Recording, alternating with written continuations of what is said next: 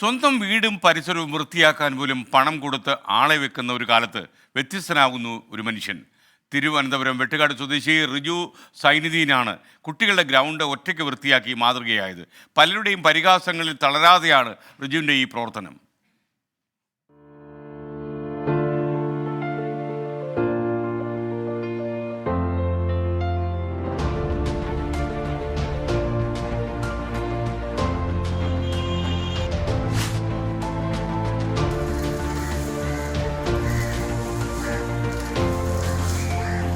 ഇത് ക്യാമറ കണ്ടുള്ള അഭിനയമല്ല, ഒറ്റ ദിവസത്തിൽ ഒതുങ്ങുന്ന പ്രവൃത്തിയുമല്ല.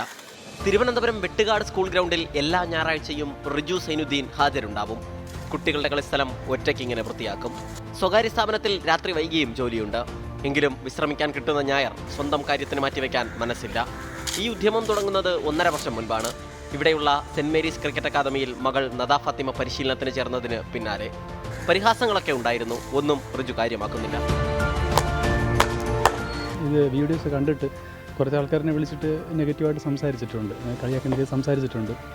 പക്ഷെ അവർക്ക് ഒന്നും പറയുന്നില്ല. കാര്യം എന്ന് വെച്ച് കഴിഞ്ഞാൽ ഞാൻ ഈ പറഞ്ഞില്ലേ, കഷ്ടപ്പെട്ട് വരുന്ന ഒരു രീതിയാണ് എനിക്ക് താല്പര്യം, ഇഷ്ടം അത് തന്നെയാണ്. അപ്പോൾ എൻ്റെ മക്കളും ഇവിടെ കളിക്കാൻ വരുന്ന ബാക്കി എല്ലാ കുട്ടികളും ആ ഒരു ഇത് കണ്ടു തന്നെ പഠിക്കണം എന്നുള്ളതാണ്. അതുകൊണ്ട് ഞാൻ അങ്ങനെ പറഞ്ഞതങ്ങ് ഒഴിവാക്കി. നോമ്പുകാലമാണ്. കൊടുംവെയിലിൽ വെള്ളം പോലും കുടിക്കാനാവില്ലെങ്കിലും റിജുവിൻ്റെ ഈ ഞായറാഴ്ച പരിപാടി ഉപേക്ഷിക്കാറില്ല. നോമ്പിൻ്റെ തളർച്ച ഉണ്ടെങ്കിലും ദൈവം തമ്പുരാനുള്ള ഒരു ആംബിയർ തരുന്നുണ്ട്.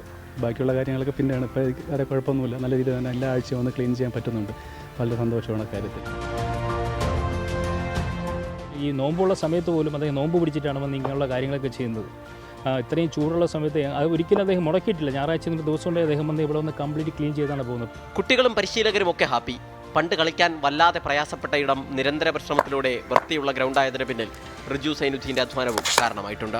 സ്വന്തം മകൾ ഇവിടെ ക്രിക്കറ്റ് പഠിക്കുന്നത് കൊണ്ട് മാത്രമൊന്നുമല്ല റിജു ചേട്ടൻ ഈ ഉദ്യമത്തിനിറങ്ങിയത്. അതൊരു കാരണമായെന്ന് മാത്രം. അതിനപ്പുറം പരിസര ശുചിത്വം എന്ന വലിയ സന്ദേശം കൂടി നൽകുകയാണ് ഈ മനുഷ്യൻ. ക്യാമറാമാൻ മനീഷ് VS-നൊപ്പം സലിം മാലിക്, 24 തിരുവനന്തപുരം.